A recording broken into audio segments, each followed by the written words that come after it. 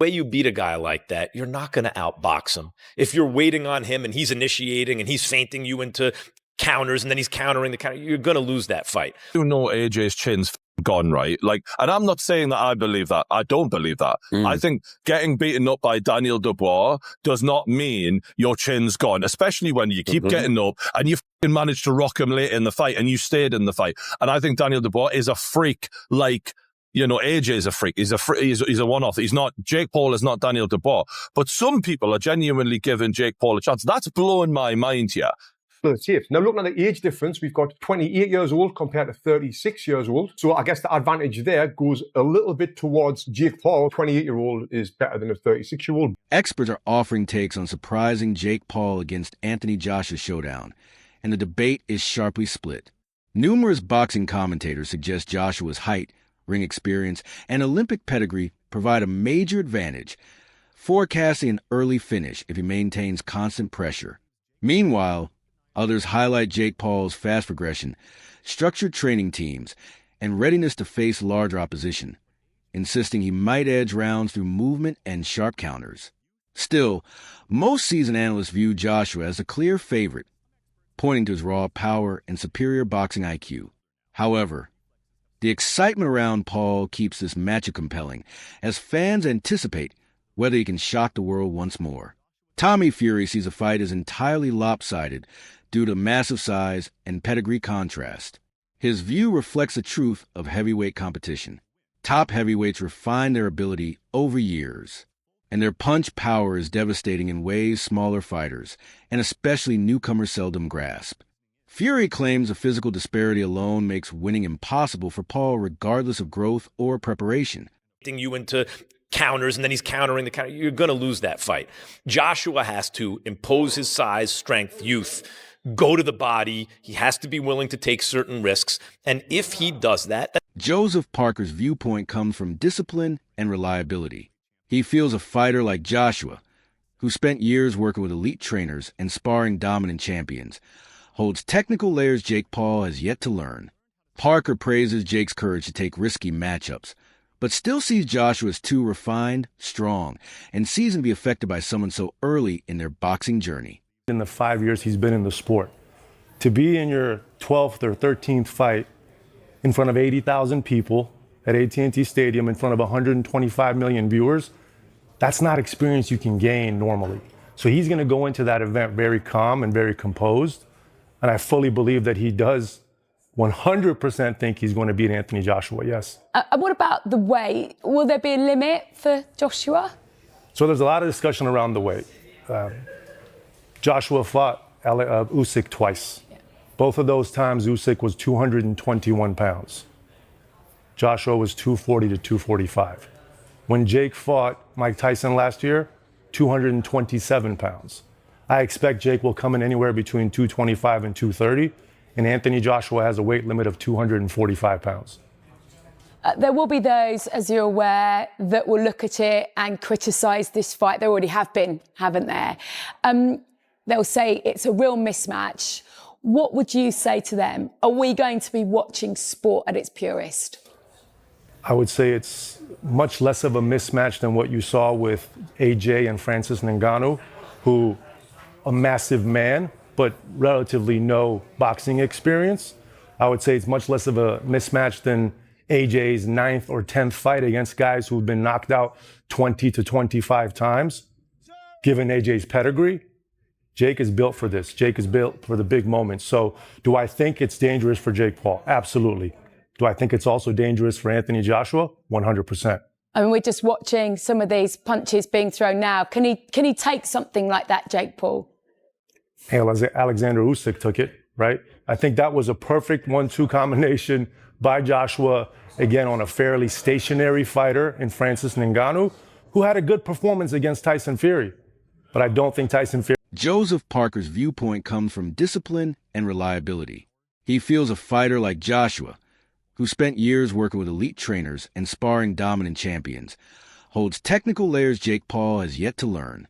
Parker praises Jake's courage to take risky matchups, but still sees Joshua as too refined, strong, and seasoned to be affected by someone so early in their boxing journey. For Paul, he's not going to land on Joshua, is he? Joshua's going to be far too skilled in evading whatever Jake Paul could throw at him. Because I don't believe he's an evading fighter. I think he's one of those fighters that is extremely powerful to where a fighter is simply afraid.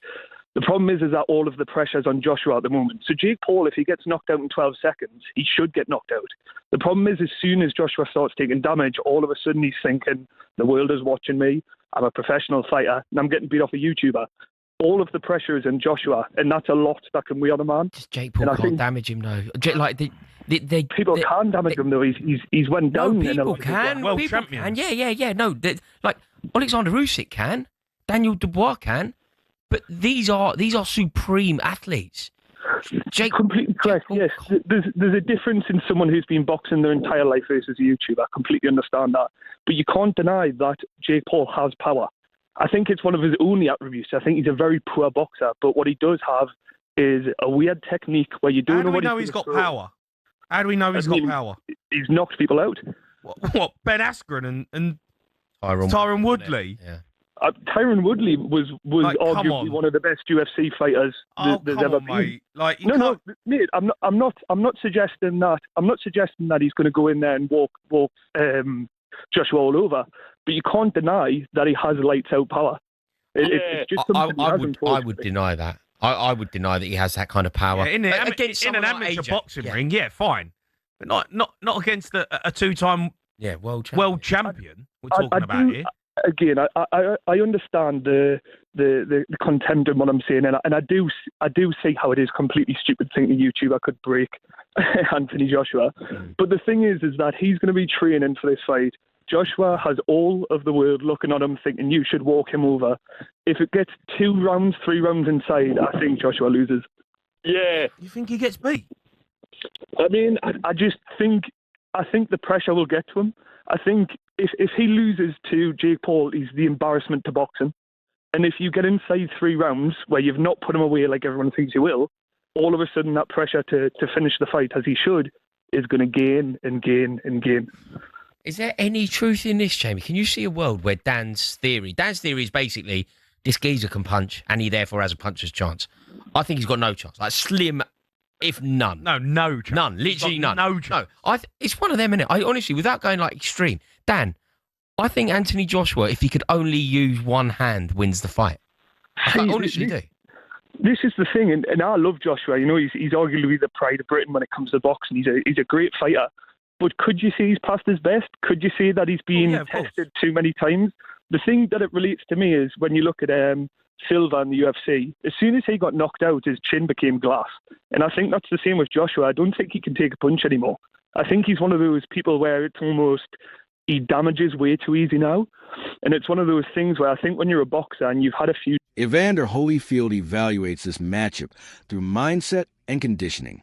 He acknowledges Jake's athletic shape and willingness to grow, yet views Joshua as far too battle-tested in long, punishing contests.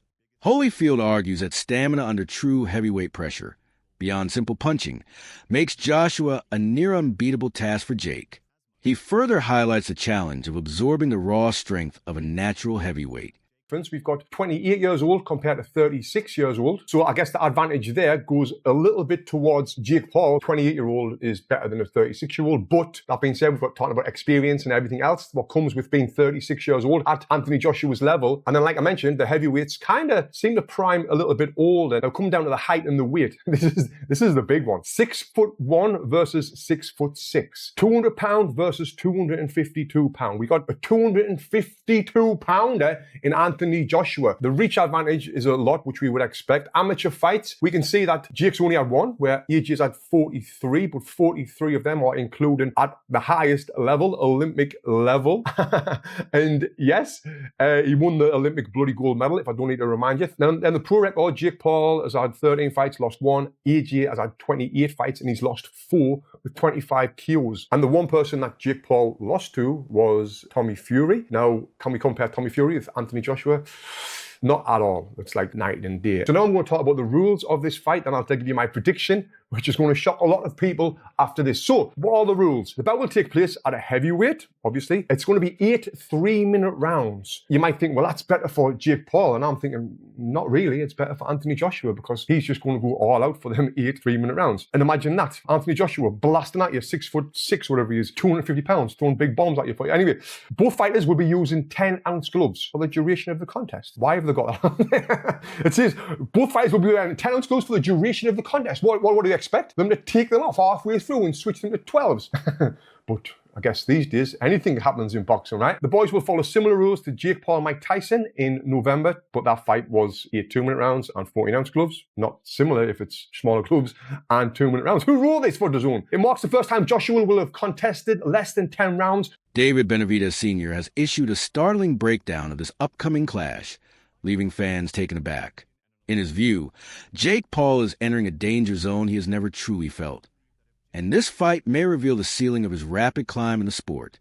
Benavidez Sr. argues that Joshua's size, physical force, and world-level experience create a situation where Jake could suffer serious punishment if even slightly careless. He states that Jake's confidence and knockout power mean far less when the man in front of him is a full heavyweight who's operated under championship pressure at boxing's highest stage. He's giving Anthony Joshua, Jake Paul is giving Anthony Joshua, the heavyweight legend, right, in our lifetime, his career high payday. Jake Paul is the fucking A-side. Jake Paul is saying, you're going to be a 245 maximum, motherfucker. Like, Jake Paul's giving orders here. Jake Paul's first on the fucking headline. Like, that is also blowing my mind. Even Eddie Hearn said in an interview earlier this week, he's going to get more for this than he's going to get to fight Tyson Fury if the Fury fight happens. Like, and speaking of Tyson Fury, and this brings me on to you, Joey Knight. How the fuck has Tyson Fury let Jake Paul put the gloves on and get in there with Anthony Joshua before he did? How are you going to fucking look your mate in the eye? Fury probably had the offer, mate. He's not into the old circus shows. You know what I mean? He's not into that malarkey.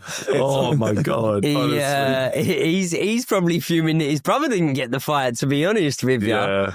But listen, I don't know, man. Like, I look at this fight with Jake Paul and Anthony Joshua, and you constantly hear it.